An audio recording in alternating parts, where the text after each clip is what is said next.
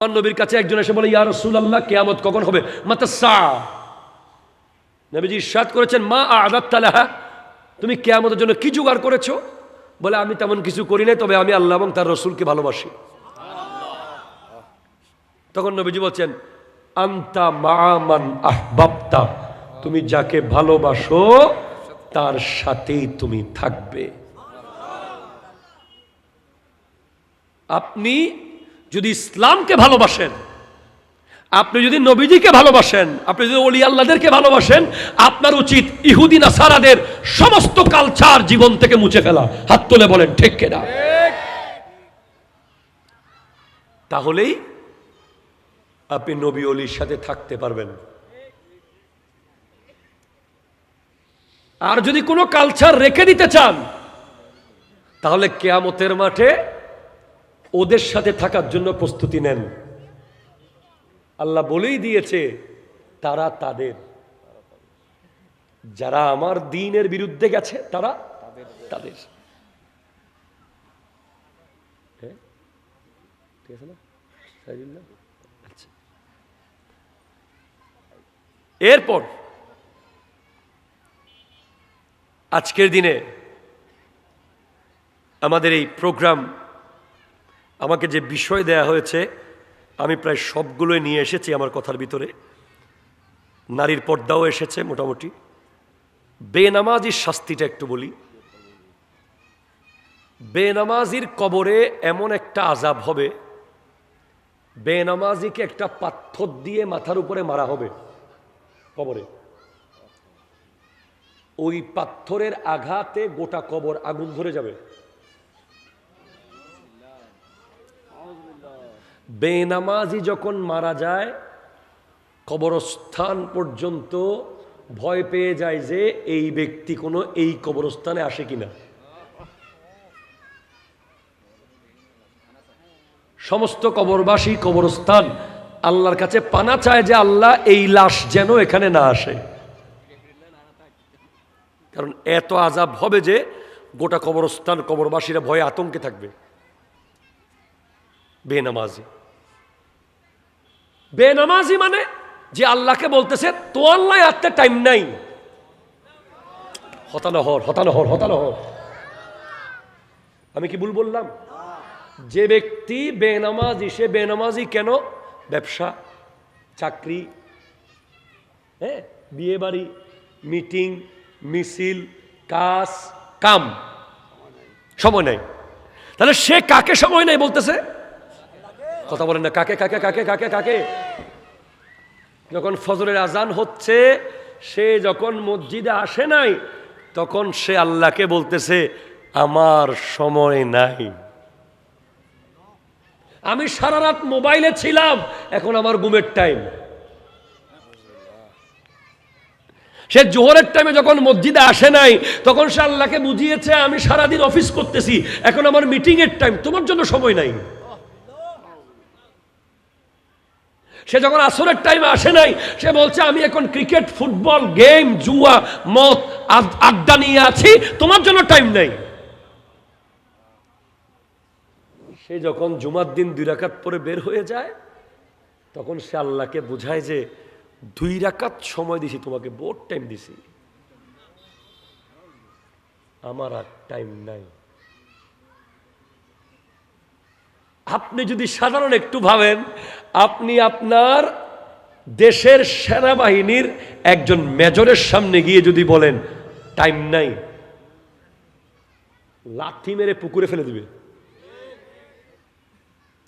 পুলিশের ওসির সামনে গিয়ে যদি বলেন আমি ব্যস্ত, আপনার সাথে কথা বলার টাইম নাই, উনি আপনার গাছের লগে বেঁধে ফেলবে। আর আপনি শুক্রবারে আল্লাহকে বলেন যে আমার তো টাইম নাই, 2 রাকাত সময় দিছি তোমাকে, বহুত টাইম দিছি। একবার ব্রেইনে ঢুকাইয়েন বিষয়গুলো। কার সাথে কি করতেছেন? আদৌ কি আপনি মুসলমান? আদৌ কি আপনি মুমিন?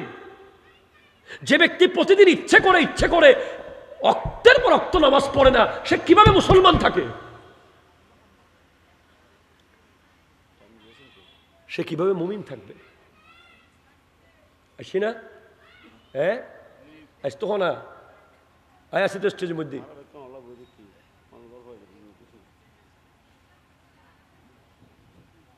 বাথাই না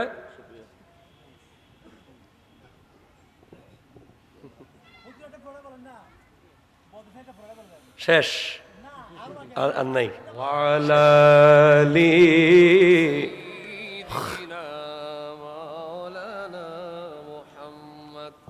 সুবহানাল্লাহ ওয়ালহামদুলিল্লাহ লা ইলাহা ইল্লাল্লাহ লা ইলাহা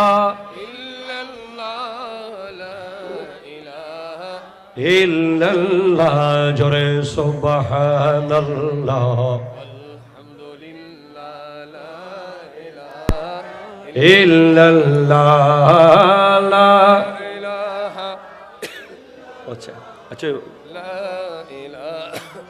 আপনারা জানেন একটা বিষয়ে কথা না বললে আমি বেওয়াফা হয়ে যাব, সেটা হলো আমার বন্ধু হাসান আল আজহারি।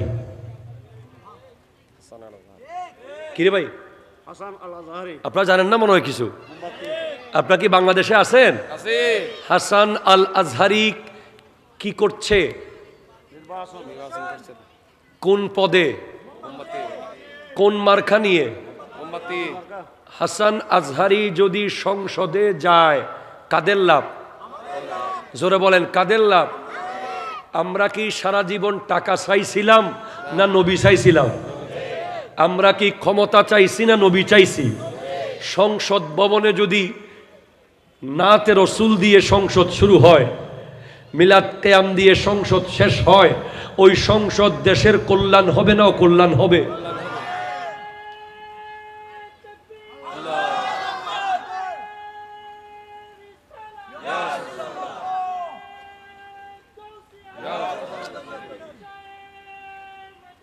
জিন্দাবাদ জিন্দাবাদ। আমি কারো কোনো প্রতীকের বিরুদ্ধে কথা বলছি না, আমি বলতে চাচ্ছি যে এই প্রতীকে ভোট দিলে সংসদে নিশ্চিতভাবে নবীর শান ও মান আগে আসবে, ঠিক কিনা জোরে কথা বলেন? মাজার ওলি আল্লাহদের পক্ষে কথা উঠবে, ঠিক কিনা জোরে কথা বলেন?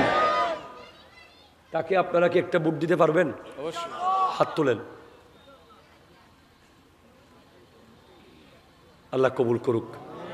আল্লাহ তাআলা আমার বসম ফ্রেন্ড সৈয়দ হাসান আল আজহারিকে সংসদ ভবন পর্যন্ত নবীজির পয়গাম নিয়ে পৌঁছার তৌফিক দান করুন। আরো জোরে বলেন আমিন। আসি বেশি না, 10 মিনিট না 5 মিনিট জন্য। আপনারা তো জানেন আমি কিরকম, আপনারা আজকে দেখছেন তো আমাকে কোন লেভেলের ব্যস্ততার ভিতরে থাকি, আপনারা দেখছেন। করতে আসি, এটা একটা আশ্চর্য ঘটনা। আল্লাহ বোঝানোর তৌফিক দান করুন। তাহলে আর 3টা হাদিসের ইবারত বলে আমি শেষ। আজকের ওয়াজ যদি আপনারা আমল না করেন, নিজের ঘর থেকে, নিজের অফিস থেকে, নিজের পরিবার থেকে, নিজের জীবন থেকে যদি ইহুদি নাসারার কালচার বের না করেন, তাহলে কি কি হতে পারে?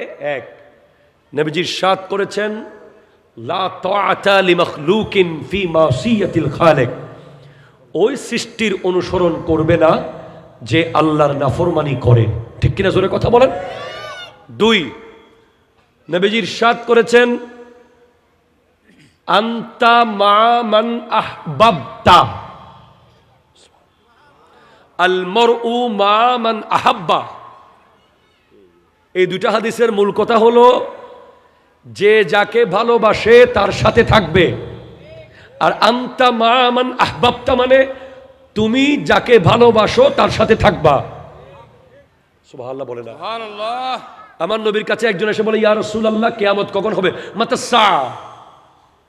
নবীজি ইরশাদ করেছেন মা আ'দাত্তা লাহা, তুমি কিয়ামতের জন্য কি জোগাড় করেছো? বলে আমি তেমন কিছু করি নাই, তবে আমি আল্লাহ এবং তার রাসূলকে ভালোবাসি। তখন নবীজি বলছেন আনতা মা মান আহবাবতা, তুমি যাকে ভালোবাসো তার সাথেই তুমি থাকবে। আপনি যদি ইসলামকে ভালোবাসেন আপনি যদি নবীজিকে ভালোবাসেন, আপনি যদি ওলি আল্লাহদেরকে ভালোবাসেন, আপনার উচিত ইহুদি নাসারাদের সমস্ত কালচার জীবন থেকে মুছে ফেলা। হাত তুলে বলেন ঠিক কিনা? তাহলেই আপনি নবী ওলির সাথে থাকতে পারবেন। আর যদি কোনো কালচার রেখে দিতে চান, তাহলে কিয়ামতের মাঠে ওদের সাথে থাকার জন্য প্রস্তুতি নেন। আল্লাহ বলেই দিয়েছে, তারা তাদের, যারা আমার দ্বীনের বিরুদ্ধে গেছে তারা তাদের। ঠিক আছে না? আচ্ছা, এরপর আজকের দিনে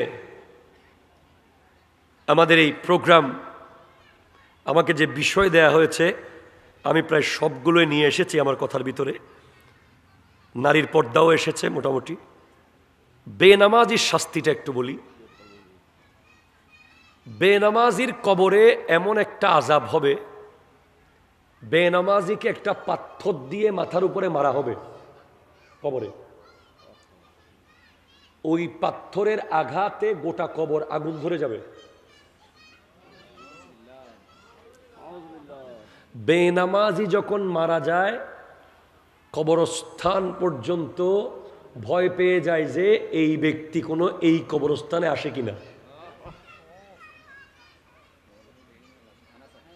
সমস্ত কবরবাসী, কবরস্থান আল্লাহর কাছে পানা চায় যে আল্লাহ এই লাশ যেন এখানে না আসে।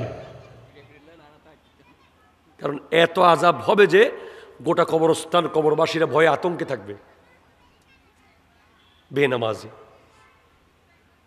বেনামাজি মানে যে আল্লাহকে বলতেছে তো আল্লাহ আত্মার টাইম নাই। হতানহর হতানহর হতানহর। আমি কি ভুল বললাম? যে ব্যক্তি বেনামাজি, সে বেনামাজি কেন? ব্যবসা, চাকরি, হ্যাঁ, বিয়ে বাড়ি, মিটিং, মিছিল, কাজ, কাম, সময় নাই। তাহলে সে কাকে সময় নাই বলতেছে? কথা বলেন না, কাকে কাকে কাকে কাকে কাকে? যখন ফজরের আজান হচ্ছে, সে যখন মসজিদে আসে নাই, তখন সে আল্লাহকে বলতেছে আমার সময় নাই। আমি সারা রাত মোবাইলে ছিলাম, এখন আমার ঘুমের টাইম। সে জোহরের টাইমে যখন মসজিদে আসে নাই, তখন সে আল্লাহকে বুঝিয়েছে আমি সারাদিন অফিস করতেছি, এখন আমার মিটিং এর টাইম, তোমার জন্য সময় নাই। সে যখন আসরের টাইমে আসে নাই, সে বলছে আমি এখন ক্রিকেট, ফুটবল, গেম, জুয়া, মদ, আড্ডা নিয়ে আছি, তোমার জন্য টাইম নাই। সে যখন জুমার দিন 2 রাকাত পরে বের হয়ে যায়, তখন সে আল্লাহকে বুঝায় যে 2 রাকাত সময় দিছি তোমাকে, বহুত টাইম দিছি, আমার আর টাইম নাই। আপনি যদি সাধারণ একটু ভাবেন, আপনি আপনার দেশের সেনাবাহিনীর একজন মেজরের সামনে গিয়ে যদি বলেন টাইম নাই, লাথি মেরে পুকুরে ফেলে দিবে। পুলিশের ওসির সামনে গিয়ে যদি বলেন আমি ব্যস্ত, আপনার সাথে কথা বলার টাইম নাই, উনি আপনার গাছের লগে বেঁধে ফেলবে। আর আপনি শুক্রবারে আল্লাহকে বলেন যে আমার তো টাইম নাই, 2 রাকাত সময় দিছি তোমাকে, বহুত টাইম দিছি। একবার ব্রেইনে ঢুকাইয়েন বিষয়গুলো। কার সাথে কি করতেছেন? আদৌ কি আপনি মুসলমান? আদৌ কি আপনি মুমিন? যে ব্যক্তি প্রতিদিন ইচ্ছে করে অক্তের পর অক্ত নামাজ পড়ে না, সে কিভাবে মুসলমান থাকে? সে কিভাবে মুমিন থাকবে?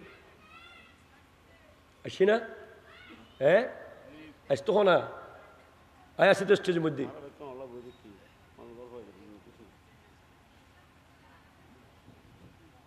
বাথাই না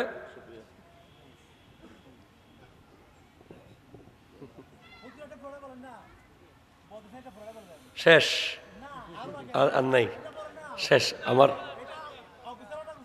গুছাই দিছি।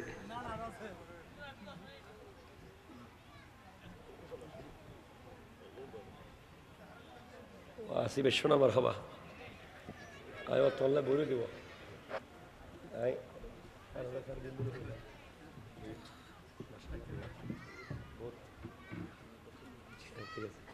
এলে দুবার পরিবার এলে বহুত দুধ দিয়ে জীবনত ওয়া অনরা চিন্তা করছেন ই বললে আর বহুত মানুষ আর আফন ভাই মনে করে এদিন আর ডাহার মধ্যে ফাটাই দিয়ে আর মুসুদের মধ্যে জমা ফরা ফেললাই এনতে মানুষ মনে করছি আর ছোট ভাই